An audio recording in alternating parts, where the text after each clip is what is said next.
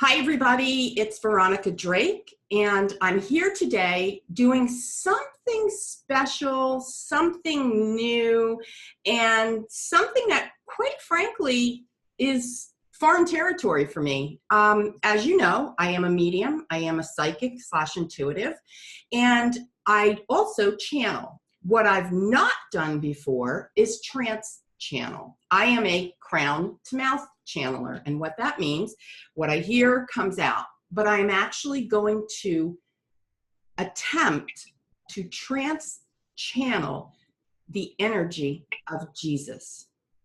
And I want to take a moment and introduce you to my friend Karen, who is going to be I guess basically interviewing Jesus as I go into trance mode. So Karen, thank you so much. Welcome. Thank you for inviting me. And I guess without any further ado, I'm going to contact Jesus and begin the process of trance channeling.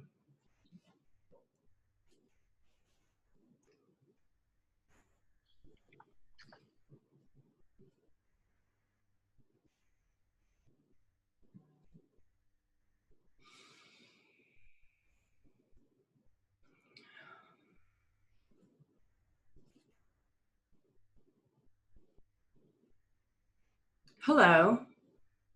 Hello, Jesus. How are you?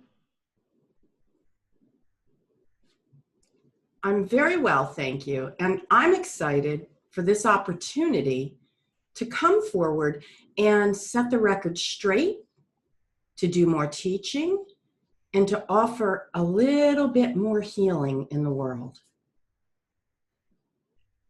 When you say set the record straight, what are you referring to? I want everyone to know how easily accessible I am. I want everyone to understand that there isn't one path to a higher power. I want everyone to understand that I am not even the ultimate high power. I am one of many. I am one of many who were selected to teach, to inspire, to heal, to lead the way.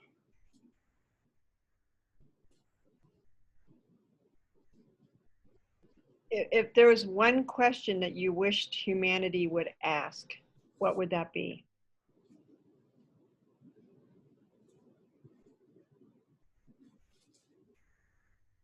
What's in my way from knowing pure love?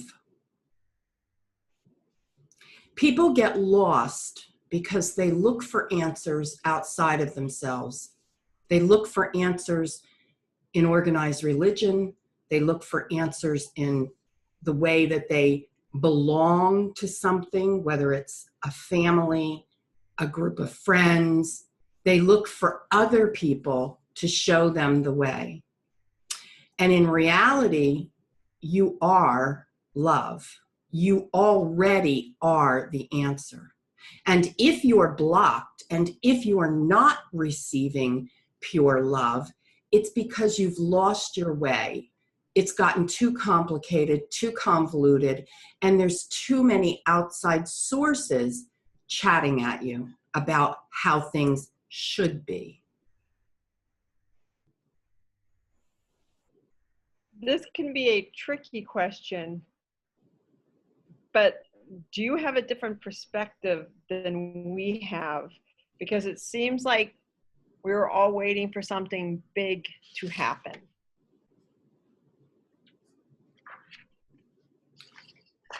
Something big already has happened. You were given life. That's the bigness. That's the richness. That's the ultimate gift.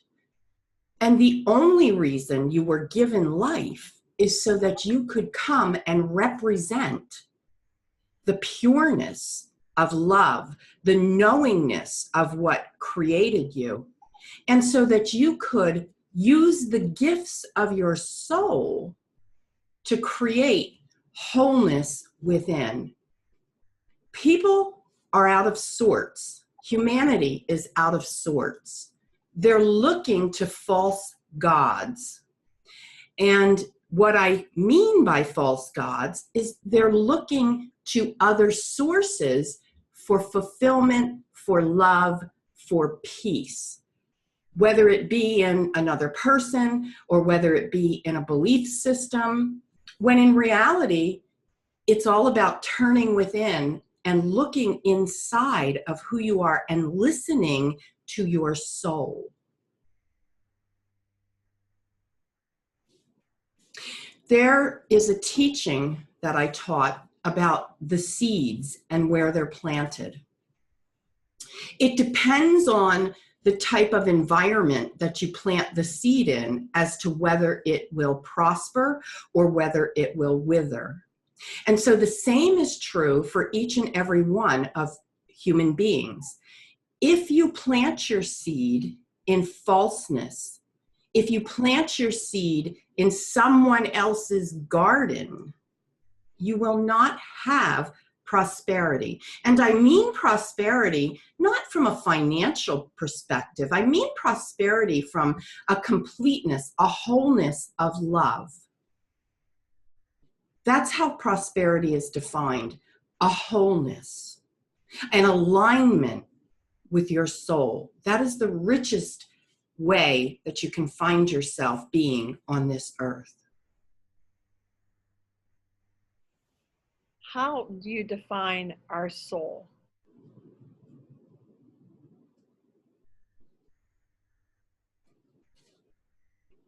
Our souls are pure energy, and our souls, if you think about electricity, our souls are that spark, a piece of that spark that created us. Hence the universal law of oneness. We are what we came from.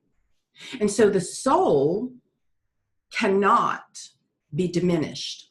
The soul cannot be put out. The light of the soul, the energy of the soul is shining bright. The energy of the soul is always up, is always joy-filled. That's its natural state. And so when we come into this earth, we're looking to align with that natural state. It's a very natural process. And it's a very easy process to achieve once you understand the basic foundation, which was the context of all of my teachings. My teachings essentially, and I'm talking about the teachings that the apostles shared. And the apostles, if you will, were nothing more than teachers. Disciples were students. Apostles were teachers.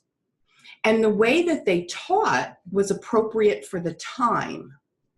The way that I walked the earth at the time that I did in that body, in that incarnation, was appropriate for the time. No longer will you see me in that physical form as you did in biblical times. In fact, the renderings of who I was, that's not even real. It was man-made imagination.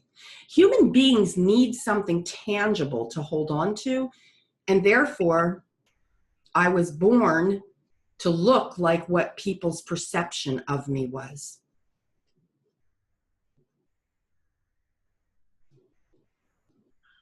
We, as a society, are always trying, or as humanity, are always trying to find our soul's purpose. But it seems for some very easy. For others, they spend their life seeking it. Why? It's chasing your tail is what happens. You're looking to find something outside of you. And so people will confuse purpose with their business, with their vocation, with their identity, with how much they have, with how successful they are. That's chasing your tail. That's looking for something outside of you.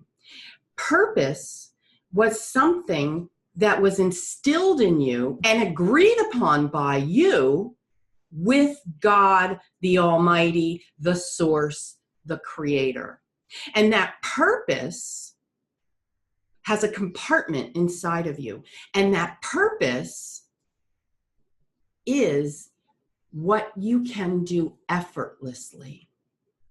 And so people will look for something that has meaning, something they feel has substance, something they feel really can change the world, when in reality, they're running from who they are. And if they would just stop and embrace who they naturally are and stop finding fault with who they are, they would see very clearly what their purpose is. Each one of you were given gifts. And I use the word gifts because it's a human understanding. Each one of you were given components. You were programmed with certain abilities, naturalness. You chose them. And now the journey is about unearthing them, finding them. That is purpose.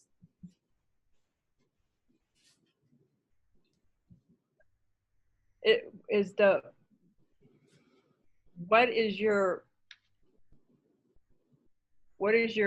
thoughts on the Bible?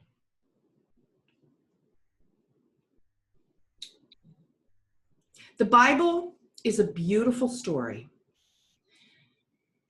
Parts of the Bible are a beautiful story. The reality is the Bible is symbolic and relevant of the world forever and ever since it's been created. The Bible will never grow old. The Bible will always be a teaching mechanism. The other thing I really want to be heard, the Bible is not to be taken literally. It's not a literal piece of work. The Bible is open to interpretation and it's open to perception. But here's the key. When you're reading, consuming, absorbing any kind of information, it must be from a place of love. So if someone, for instance, in this humanity, in this human race, were to read a section, a piece, a paragraph of the Bible, and suddenly feel they have the right to go out and kill someone, or to take a life in another capacity, or to create havoc, it's not of love. And that is not a spirit-driven interpretation. That's the only rule there is when it comes to the Bible. Each person, when they pick up the Bible, will get a different piece of guidance from the same passage.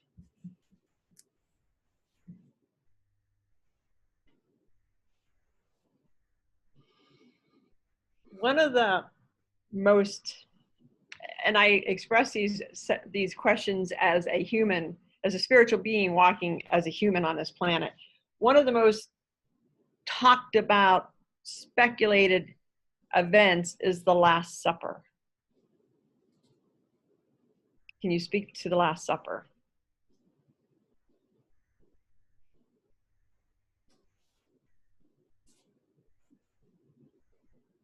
Simply put, I was preparing my students to go on and to teach. I was preparing my students to share my words, my teachings, not my physical being. I like all of you, was flesh. I was human. I walked the earth. This is true. I was the Son of God. This is true. But so are you. Each and every one of you are children of God. Each and every one of you possess the incredible power, love, and healing that I possessed. I was simply preparing them to carry on. Does that make sense? Yes, it does. Mm-hmm. Have you returned to Earth in different forms since then? Yes, I am among you now. I am many among you. I am not just one.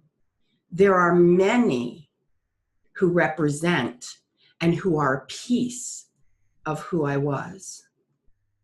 You see, I'm an energy, just like you're an energy. I possess certain traits, qualities, characteristics. I'm made up of all of those things. And so are many of you. If you're asking me, am I here calling myself Christ? No, the answer is no, I am not. Nor will I be again.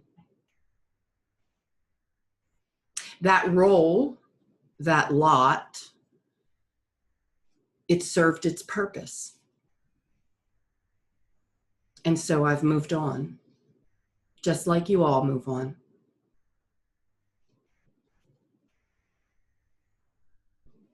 Another. For those of you who think that I am God, I was a part of God, you also are a part of God. So do I sit with the Father as religion would have you believe? We all find our way to the light, to the source, but I am not sitting with God. I am working to heal and help humanity, just as every soul who crosses over does.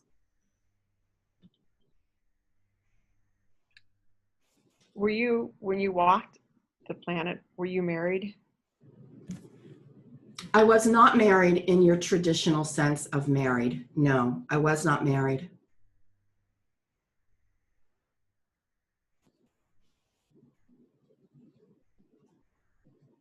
When you first appeared today and started speaking, you said one of your missions is healing, to increase the healing within this planet. We have many issues taking place: tornadoes, earthquakes, shootings. How can this planet, or how can humanity begin the healing process?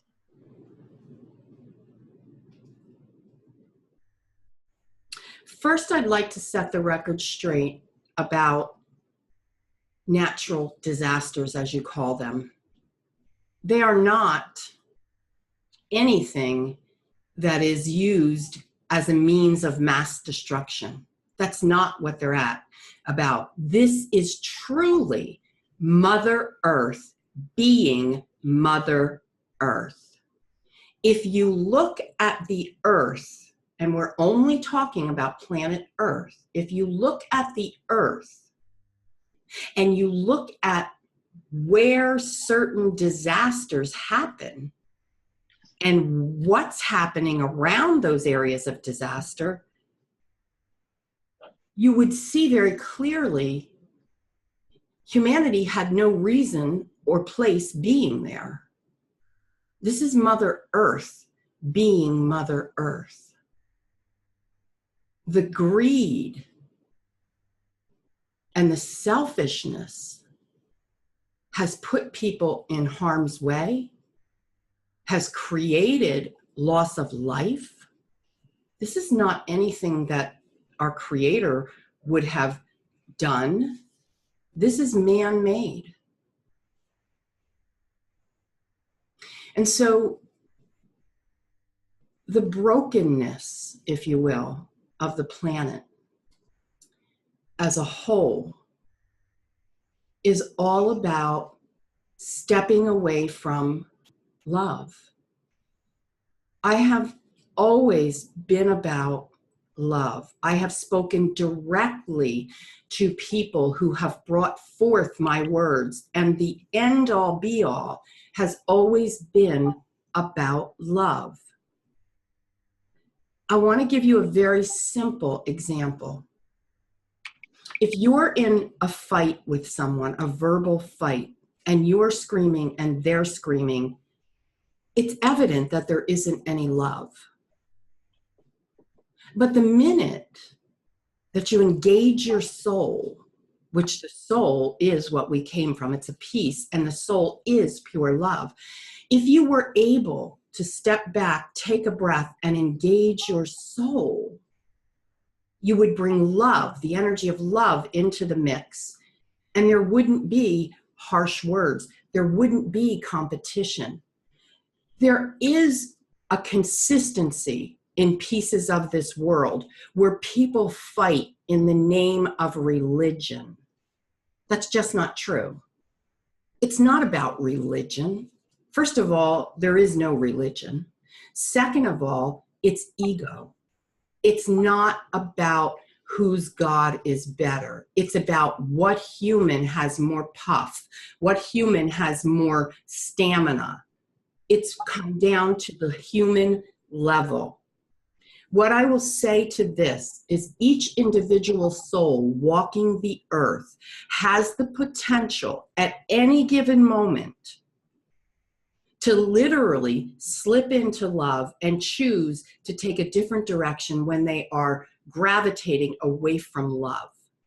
What happens is love is an energy, and there is a vibrational force that comes out and collectively touches the world.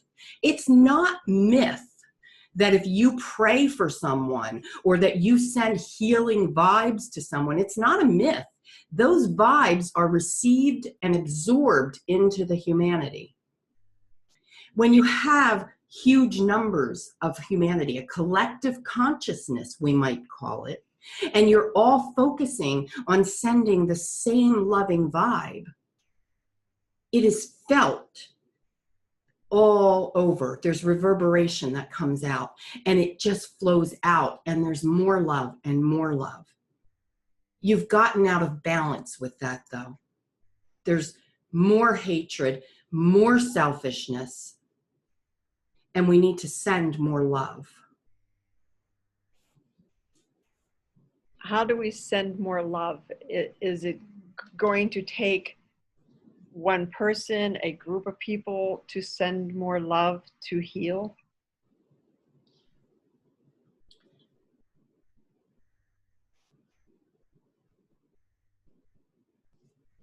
First of all, love doesn't happen in one following, in one group dynamic.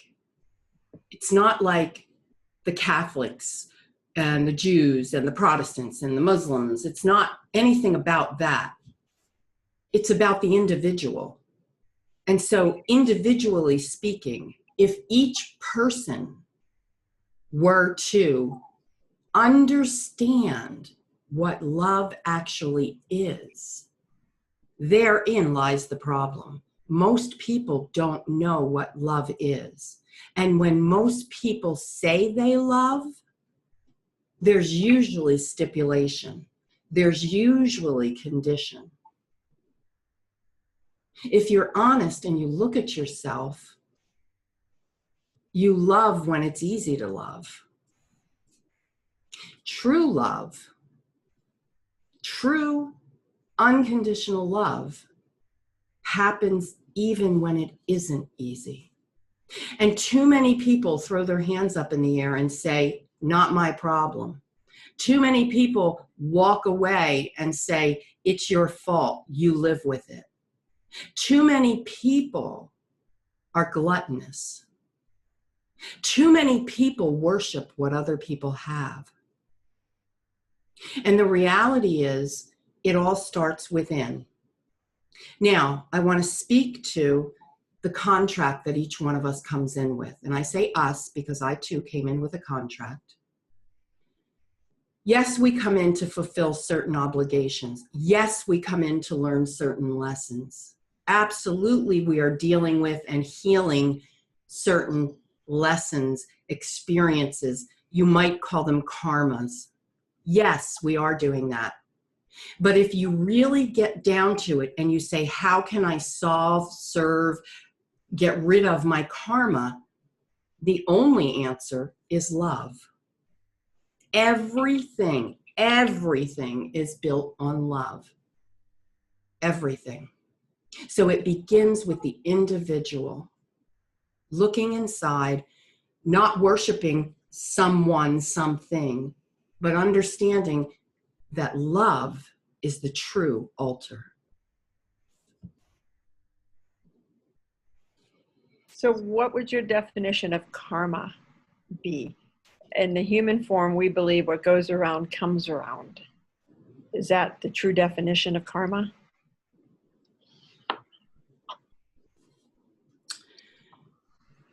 Simply put, karma is balancing. That's all. It's balancing. The humans have attached the word karma, and humanity has made it be a horrible thing. Ooh, karma will get you. Ooh, karma's a bitch.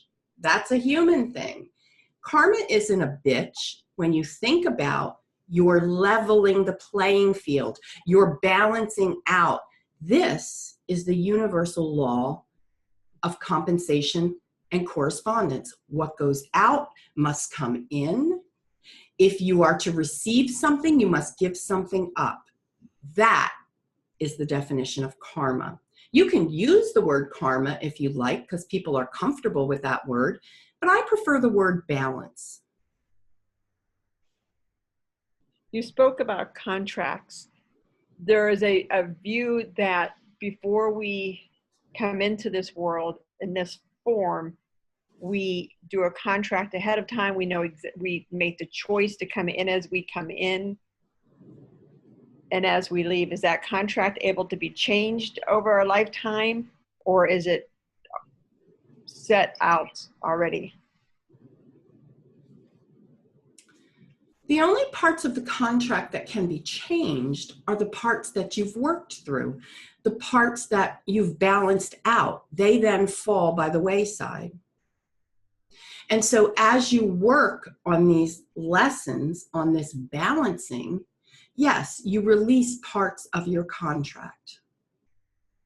But you contracted for this life to be this person, to have this experience, to come in through these parents, to have this color skin, this color eyes, this color hair. And that is something that will be with you for this life. As you leave this life, as you leave the physicality of this life, you will come back in perhaps in a different form, a different color skin, a different color eyes, a different color hair, different parents, because it requires that to move forward in the contract. Does that make sense? Yes. Why are some people born with disabilities, whether it's a handicapped inability to walk, talk, autism? Is that part of their contract?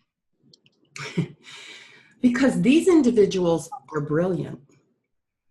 They really are kicking a lot of lessons to the curb in one lifetime. So if someone comes in severely disabled, look at all of the lessons they're learning.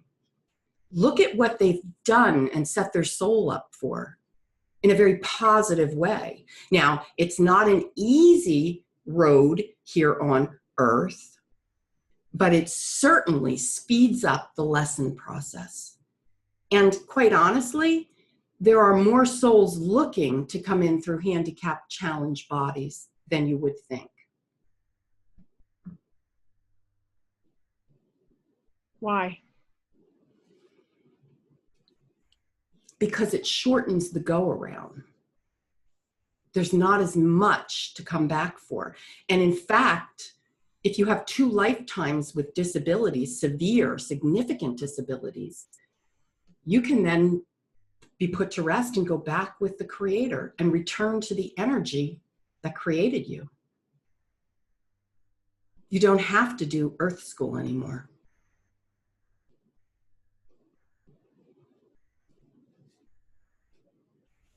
So is Earth considered a school?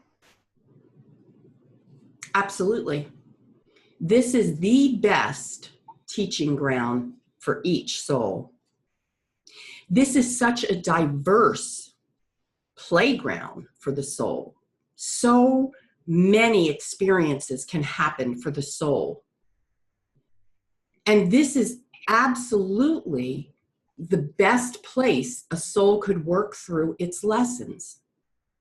Now, souls can go other places, but they're not going to get the extent of the learning. There's a place on the other side, as you would call it, where you could visually look through your life and say with your teacher and your guide, oh, look what I've learned. Look how I've learned this. And then you can say, well, I'm just going to stay here and watch other people's lives through this visualization, and my soul will learn that way. You have that option of doing that. But the reality is you're never going to learn as deeply and as quickly as you would learn here experiencing humanity. For all of its flaws, humanity is a brilliant teacher if the student is ready and willing to learn. That, in a core, right there, in a nutshell, is spirituality.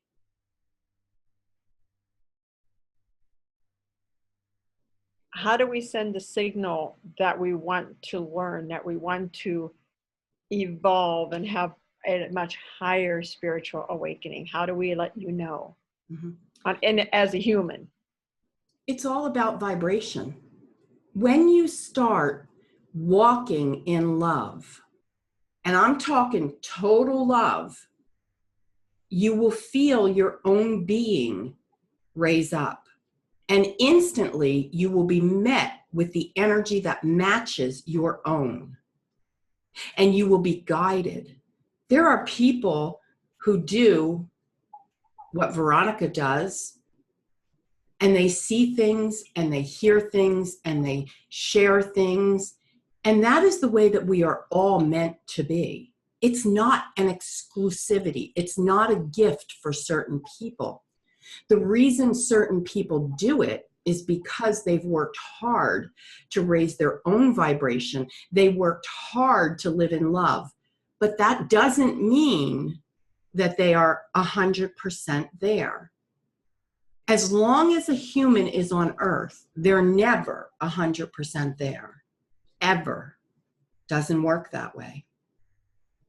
So raising your vibration, raising your frequency, even if it's just telling yourself, I'm vibrating at a higher level, this is love, this is who I am.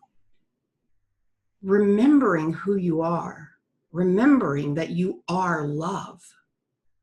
You're nothing else other than love. You're not a successful business owner. You're not a mother. You're not somebody who works here or there.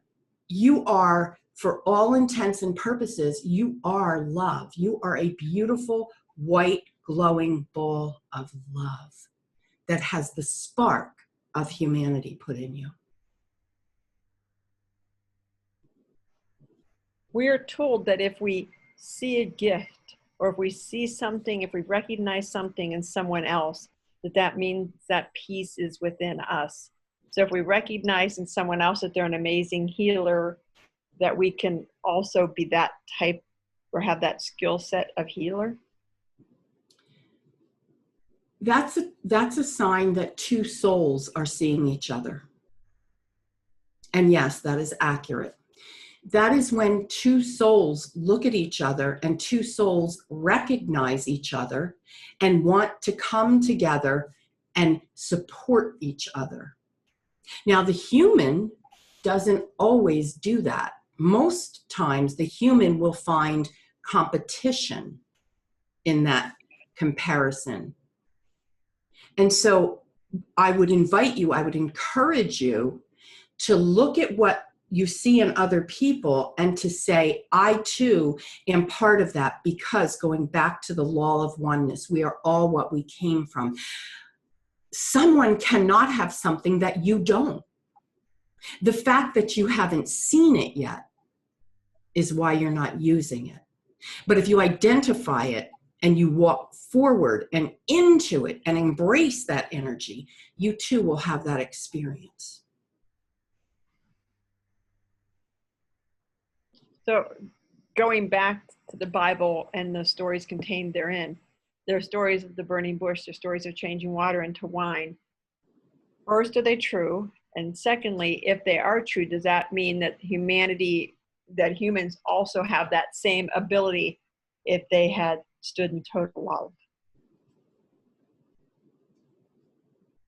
Yes, they are true. And yes, humanity has that potential. And the potential comes from the mind. It comes from what you think. It comes from what's in your heart and what goes to your head. So if you think you see the bush burning, and then you sense the bush is burning, and then you feel the bush is burning, the bush is literally burning. You actually can see it, feel it, make it happen.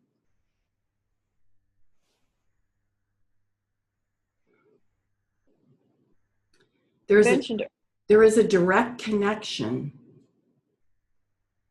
that we're all tethered to that gives us glimpses into different realms, different dimensions.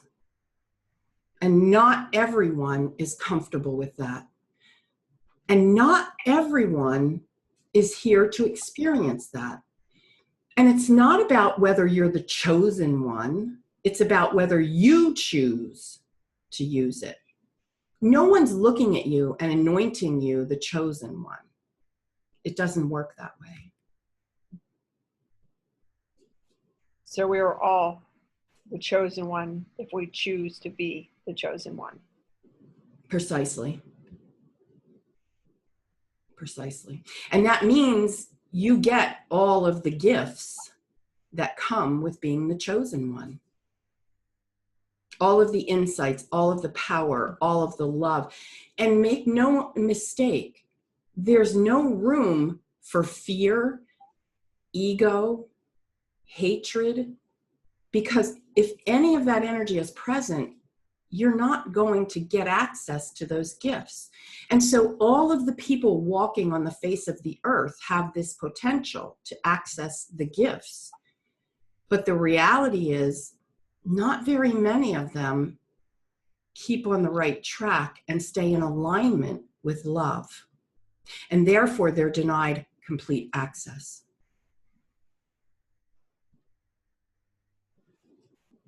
So why is there fear, and why is there such intense hate? Or is hate an intense emotion as love is an intense emotion, but just opposite emotions? As I have stated in the past, there's love and there's fear. Underneath fear comes hate, disgruntledness, anger. All of these emotions are categorized by fear. Everything categorized by love is kindness, compassion, acceptance, tolerance. Fear, comparison, resignation, insignificance, dominance. So there's love and there's fear. And as always, you have free will and can choose which one you will resonate with, which one you will uphold. I want to make it very clear that people who live fear-based lives were simply taught that. We don't come in with fear. We don't come in with ignorance. We don't come in with hatred. Now, yes, we come in with an agenda, a contract. And yes, maybe part of that contract would have us experiencing this negativity. But the whole reason we're here with it is to turn it around, to eradicate it. So if you would think about it like this, if more people were turning their contracts around, balancing out, we would have a more loving world. People just are missing the mark. There are many different types of religion within the human experience. Are they all from the same place? Are they all part of the group of deity, group of people that you spoke that all arrived at the same time? Religion was made, man-made, to give people comfort. There is comfort in numbers. And if I start something and everyone follows, I feel it must be right. And therefore, I attract people who want to be part of something. There's comfort to know that you belong. And so religion provides some sort of comfort. Religion is a breeding ground for hate. Religion is a breeding ground for division. Religion is man-made. I never said, go make a religion. I was never told, go make a religion. I was told how to teach love. I was told how to pass on love so that I wasn't the only beholder of the knowledge. And the church isn't out there. The church is in your heart. That's the church. How did the human race begin? Through Adam and Eve or other ways?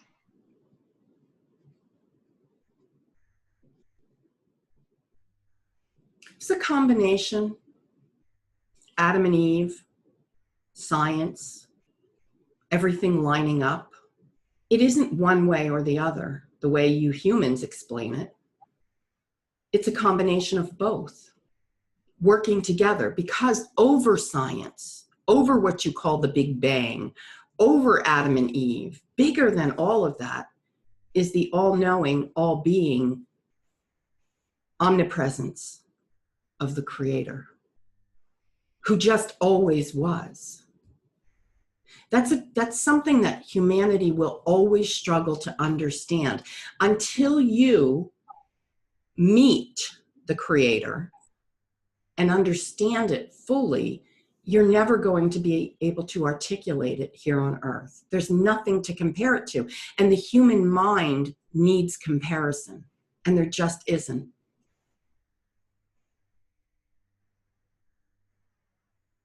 When we were on the other side, you spoke that we could have the human experience by visioning. So bringing that over onto the actual human experience, is that what makes visioning so powerful, that we already had that skill set on the other side? Exactly. We are visual beings. If we can think about it, can you see it? Can you visualize it? We first need to visualize it before we can actuate it, before it can be. We need to see the vision. Seeing the vision gives humanity comfort. I need to see the way. But each vision is unique in perception. So you and I can look at the same exact vision, and we can see two different things, and we can see 12 different ways to actualize the vision. And that's called free will. The Creator gave us all an incredible sense of imagination and creativity. Think about it. When you watch a 3-year-old and they're having tea and they're coloring and they're just being 3 years old, that imagination runs rampant. You, as an adult, have the same capacity, the same ability to sit like that 3-year-old does and bring your life into existence. But not many people do that because they're caught up in the have-tos and the shoulds. If you truly want to live a life filled with purpose, be creative and use your imagination and do what comes natural. That's the recipe for purpose.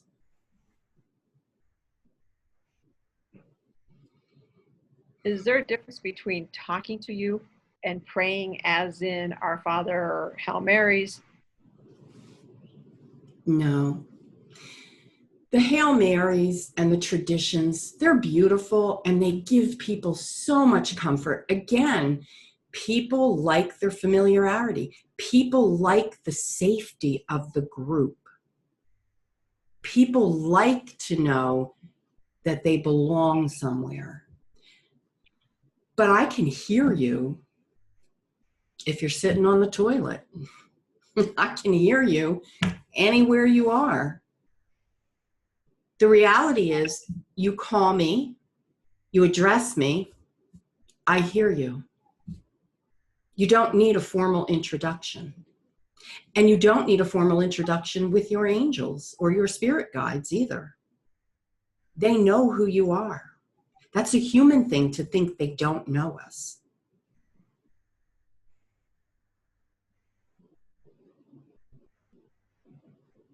Were you truly born of an immaculate conception?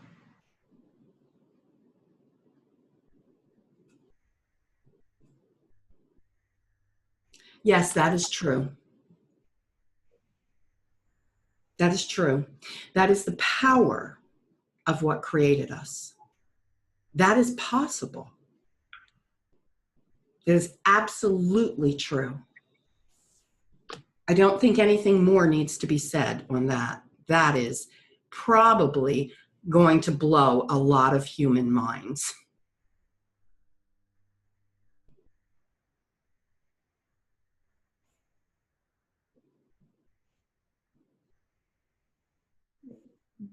When you walked on this planet, did you go by the name of Jesus? Did you have a different name? Do you have different names? What do you want to be called? I have different names. I was called Jesus, and that's most familiar. And that's why most people call me Jesus. And so one of the names that Ananda, Sananda, there's many names that I can be called. And I want to be clear, I'm not God. I'm Jesus. God is different.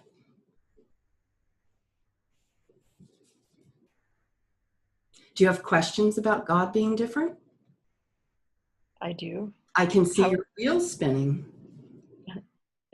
You've also seen the notes I've been writing. So I keep looking for questions because you're seeing as I write, you're watching me write. So that's, yes. Oh yes, how is God different? Mm-hmm. God is different in so many ways, but the most prominent way is God is pure energy. God has never walked the earth, but yet God has always walked the earth. So what you need to understand, God can walk the earth. God can take on human form. God can be the trees, is the cloud. God is all knowing. God is all places. God is everywhere. And God has the ultimate say. There isn't a moment, a single bleep, when there isn't God. I took a break. as Jesus, just like all of you, when I passed away, when I passed over, when I crossed over, I took a break to review. The earth went without me and my energy. The earth never goes without God's energy. Now I suspect you want to talk about my death. Yes. And so my death, as you would call it, the crucifixion, yes, I was crucified. Yes, it was. I was put up there because of my beliefs, because of my teachings, because of small minds. The crucifixion is what every single human being experiences at some point in time in their life. You may not literally have been put up on the cross, but each and every one of you have experienced a crucifixion of sorts. The resurrection is a true indication that you can rise above it, that with the help of God and turning to God, to love, you can rise above it. The ascension, what you know as the ascension, is an internal experience. It is the raising of your vibration internally to the highest frequency possible, and that is love. Questions on that? Continue. And so when they ended my life and they crucified me, I was among men on either side of me, out in front of me, and I died with men. I did not die for men. I did not absolve you of your sins. I did not carry the sins of each one of you with me. I simply showed you the way to rise above it all. Does that make sense? So it is taught that when humans pass, that we are absolved of our sins. So There's no such thing as sins. There is no such thing as sins. We use the word sins, but I'll tell you what sins are. Sins are the absence of love. That's all sin is. When you do anything that isn't of love, you have sinned. If you take the 10 Commandments, which are real, and my Moses gave them, yes, don't kill. Don't covet thy neighbor's wife. Don't, do this and do that, because they're sins, because they're not of love. They're fear-based. It's that simple. Now, they're literal, but they're fear-based. So a sin is anything that is fear-based. Does that make sense to you? So fear is a much more powerful emotion than hate. All negative emotion is coming from fear. Fear, yes. Hate is a product of fear, just like compassion is a product of love. Yes.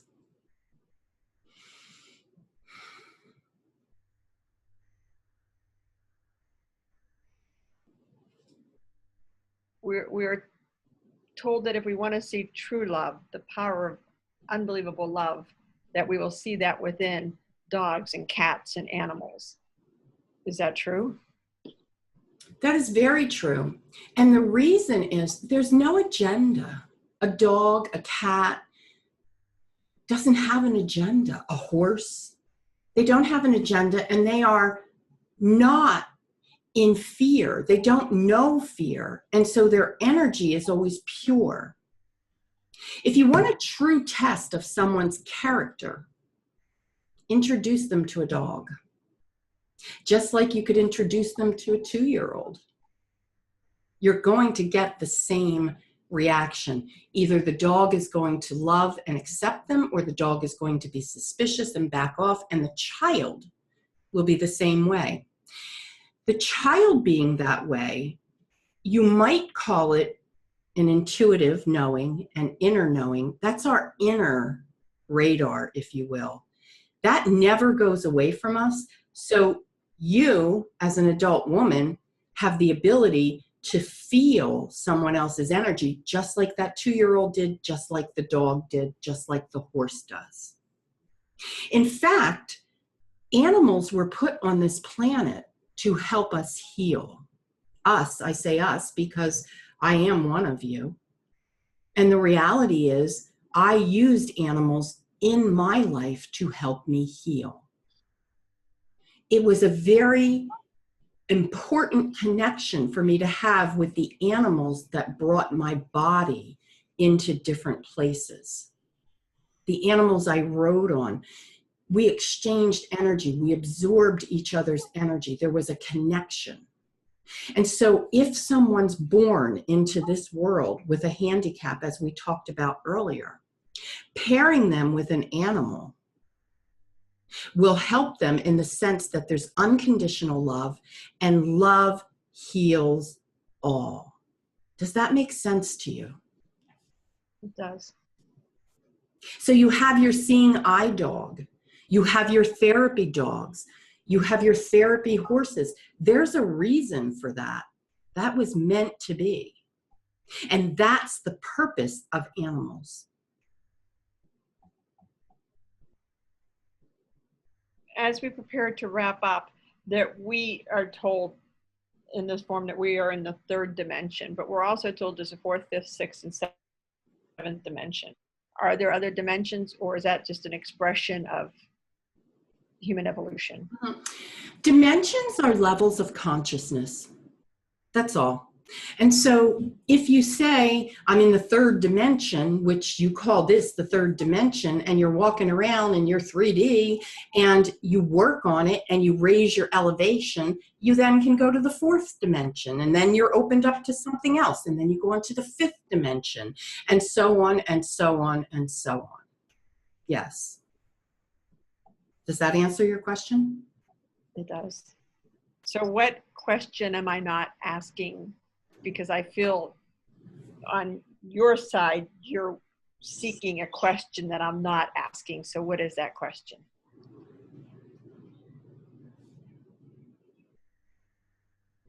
So the question is, how do I find my way? How do I become love? That's the question. And the answer will be different for each and every person that watches this video. I invite you, encourage you to answer that question while sitting silently with God. That's the only true answer.